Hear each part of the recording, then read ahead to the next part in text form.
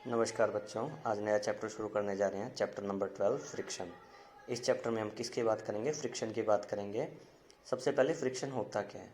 Friction को समझने के लिए हम क्या करेंगे, एक बॉल लेंगे, उस बॉल को हम एक फ्लोर के ऊपर रोल कराएंगे। अब जैसे ही वो बॉल रोल करने लगती है, वो काफ़ी दूर तक तो रोल करती हुई जाती है, फिर वो कहीं पर जाके रुक जाती है। डिपेंड करता है कि वो फ्लोर कैसा है। ठीक है। अब वो बॉल रुक क्यों जाती है? क्योंकि फ्लोर पे जो फ्रिक्शन होता है वो उसके मोशन को अपोज करता है, उस पर अपोजिट डायरेक्शन में फोर्स लगाता है। इसी चीज़ को हम क्या कहते हैं? फ्रिक्शन कहते हैं। फ्रिक्शन की वजह से ही हम चल पाते हैं या दौड़ पाते हैं, गाड़ियों में ब्रेक लगती है, बाइक पे या फिर बाईसाइकिल पे ब्रेक लगा पाते हैं। अब फ्रिक्शन को और अच्छे से समझने के लिए हम एक एक्टिविटी और करेंगे। एक टेबल के ऊपर एक बुक पड़ी है, हम उसको लेफ़्ट साइड से फोर्स लगाएंगे। अब बिल्कुल थोड़ा फोर्स लगाएंगे तो वो बुक मूव नहीं करेगी, लेकिन थोड़ा ज़्यादा करेंगे तो वो मूव करने लगेगी धीरे धीरे। ठीक है। जब हम लेफ़्ट से फोर्स लगा रहे हैं, उसको मूव करने की कोशिश कर रहे हैं, तो फ्रिक्शन अपोजिट डायरेक्शन में लगता है, यानी राइट साइड से लगता है। लेकिन जब हम राइट साइड से उसको मूव करवाने की कोशिश करेंगे तो फ्रिक्शन कहाँ लगेगा? लेफ्ट साइड में। यानी फ्रिक्शन क्या होता है? जिस डायरेक्शन में मूवमेंट हो रही होती है या फिर मोशन हो रहा होता है, उसके अपोजिट डायरेक्शन में लगता है फ्रिक्शन।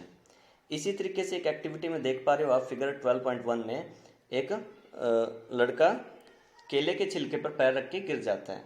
क्यों गिर जाता है? क्योंकि हम जब चलते हैं तो फ्रिक्शन हमें पता होता है कि किस अमाउंट में लग रहा है, तो हम उस हिसाब से चलते हैं। लेकिन जब केले के छिलके पर पैर पड़ता है तो फ्रिक्शन वो उतना नहीं होता है, उस पर वो मुलायम होता है, या फिर उसको बोलें बिना फ्रिक्शन के होता है। तो इस वजह से बच्चा वो गिर जाता है। फिर नेक्स्ट है फैक्टर अफेक्टिंग फ्रिक्शन। अब फैक्टर कौन कौन से फैक्टर अफेक्ट करते हैं कि फ्रिक्शन कितना होगा, कैसे लगेगा?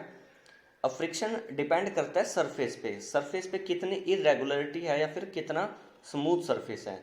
जितना ज़्यादा सरफेस स्मूथ होगा उतना ही फ्रिक्शन कम लगेगा। एक एग्जांपल के लिए देखते हैं, हमने एक ब्रिक ली और ब्रिक को खींचने की कोशिश की। ठीक है, तो उसमें हमें ज़्यादा फोर्स लगेगा। इसकी बजाय हम उसको कवर कर देते हैं किसी पॉलीथीन से या फिर स्मूथ चीज़ से, तो हम उस ब्रिक को क्या आसानी से खींच पाएंगे। ठीक है। तो जितना सरफेस स्मूथ होगा उतना ही फ्रिक्शन कम लगेगा। Friction is caused by the irregularities on the two surface in contact. Even those surface which appear very smooth have a large number of minute irregularities on them. Irregularities on the two surface lock into one another. When we attempt to move any surface, we have to apply a force to overcome interlocking. क्या कहना चाह रहा है कि दो surface जो चाहे हमें कितने भी स्मूथ क्यों ना लगते हो, उनमें बहुत सारी इरेगुलरिटीज होती है, जैसा कि इस फिगर में दिखाया जा रहा है। और ये इरेगुलरिटीज आपस में क्या हो जाती है? इंटरलॉक हो जाती है। इस वजह से हम उसको मूवमेंट नहीं करवा पाते हैं। तो इसको इंटरलॉकिंग को तोड़ने के लिए हमें थोड़ा ज़्यादा फोर्स लगाना पड़ता है। फिर फ्रिक्शन हमारे कितने तरीके के होते हैं? दो तरीके के होते हैं। एक होता है स्टैटिक फ्रिक्शन, एक होता है डायनेमिक फ्रिक्शन। स्टैटिक फ्रिक्शन में क्या होता है? जो चीज़ खड़ी है, मतलब पड़ी है, हम उस पर बहुत ज़्यादा भारी चीज़ है तो हम उस पर फोर्स लगाते हैं। According to Newton's third law, जितना हम फोर्स लगाते हैं उतना ही वो अपोजिट फोर्स लगाता है फ्रिक्शन के तौर पे। लेकिन जब चीज़ वो मूव करने लग जाती है तो वो क्या होती है? Dynamic friction.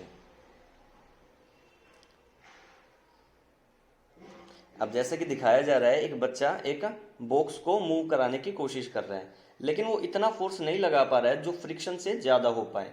जैसे ही स्टैटिक फ्रिक्शन से ज़्यादा फोर्स वो लगा देगा तो वो बॉक्स मूव करने लग जाएगा, उससे पहले वो बॉक्स मूव नहीं करेगा। फिर नेक्स्ट है 12.3 friction unnecessary evil. Recall now some of your experiences. It is easier to hold a cooler और a glass tumbler. Suppose that outer surface of the tumbler is greasy or has a thin layer of cooking oil on it. Would it become easier or more difficult to hold it? अब कह रहा है कि मतलब दो, अगर हम एक वेसल लेते हैं, एक वेसल के ऊपर ग्रीस या फिर ऑयल लगा हो और दूसरे पे कुछ भी नहीं लगा हुआ है, तो किसको होल्ड करना आसान होगा? अब जो जिस पे ग्रीस या फिर ऑयल लगा हुआ है उसको होल्ड करना काफ़ी मुश्किल होगा, क्योंकि वो फिसल के नीचे जाने की कोशिश करेगा। अब वो फिसल किस लिए रहा है? क्योंकि हमें हमारे हाथ के बीच में और उस वेसल के बीच में प्रॉपर फ्रिक्शन नहीं मिल पा रहा है, इसलिए वो मूवमेंट करने की कोशिश करेगा बजाय दूसरे उसके वेसल के। दूसरा वेसल क्या है, वेसल के और हमारे हैंड के बीच में प्रॉपर फ्रिक्शन है, इसलिए हम उसको होल्ड कर पा रहे हैं। इसी तरीके से कई बार हम कोई चीज़ ओपन करने की कोशिश करते हैं, तो जब हमारे हाथ गीले होते हैं या फिर पसीना होता है तो हम उसको अच्छे से ओपन नहीं कर पा रहे हैं। क्यों? क्योंकि प्रॉपर फ्रिक्शन नहीं मिल पा रहा है हमको उसके वेटी हैंड की वजह से। फिर नेक्स्ट है शूज़। अब जैसे शूज़ हमारे नीचे से घिस जाते हैं, फट जाते हैं और काफ़ी स्लिपरी हो जाते हैं। किस वजह से हो जाते हैं ऐसा? क्योंकि जब हम चलते हैं तो फ्रिक्शन की वजह से उनमें घिसने लग जाते हैं वो, और घिसते घिसते वो क्या होते हैं, फट जाते हैं। इसी तरीके से मैच स्टिक। अब मैच स्टिक से हम आग जलाने की कोशिश करते हैं तो फ्रिक्शन की वजह से ही वो आग जल पाती है। आज के लिए बस इतना ही, बाकी करेंगे नेक्स्ट लेक्चर में। धन्यवाद।